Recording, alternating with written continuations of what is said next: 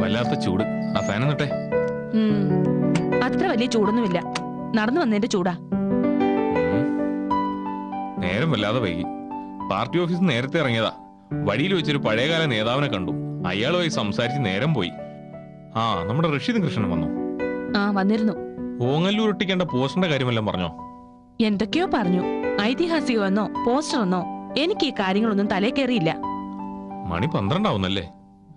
കുളിക്കുന്നുണ്ടോ? പിന്നെ കുളിക്കാതെ. അച്ഛൻ ചെറുപ്പകാലത്ത് പഠിപ്പിച്ചു വെച്ച ശീലമല്ലേ.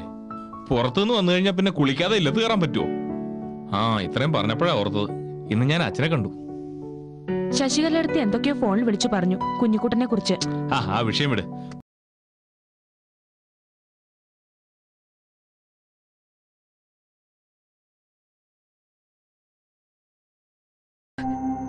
വായനയുടെ രസത്തില് മോള് വന്നതുപോലും ഞാൻ അറിഞ്ഞില്ല.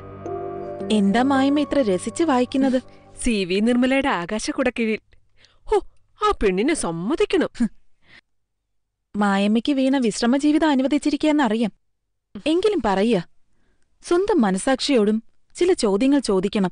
യാണിയെ പൊന്നും കുന്ന് ഏതെങ്കിലും കൊക്കയിൽ വലിച്ചെറിഞ്ഞിട്ടുണ്ടാവും. അങ്ങനെയാണെങ്കിൽ ഒരു ഐഡിയ. എന്ത് ഐഡിയ? നാട്ടിൽ ചെല്ലുമ്പോ നമുക്ക് ആ വട്ടു തമ്പരാട്ടിയുടെ അടുത്ത് ചോദിക്കാം, കല്യാണിയുടെ ആത്മാവിനെ വിളിച്ചു വരുത്താൻ. എന്തിന്? അപ്പൊ നമുക്കറിയാലോ കല്യാണിക്ക് എന്താ സംഭവിച്ചെന്ന്.